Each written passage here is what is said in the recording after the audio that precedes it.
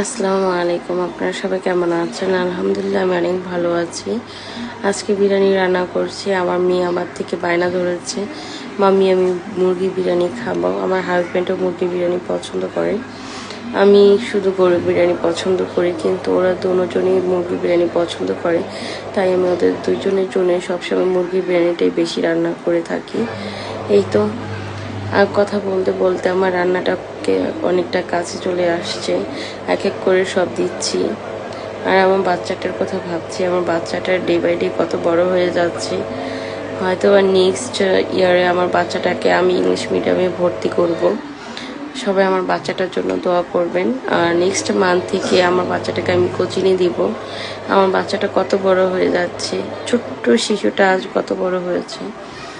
যাই হোক, আমার মেয়েটার জন্য সবাই দোয়া করবেন। আমার মেয়েটা অনেক ভালো মনের মানুষ।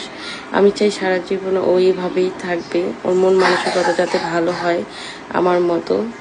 নিজের প্রশংসা নিজেই করছে এই ভিডিওতে।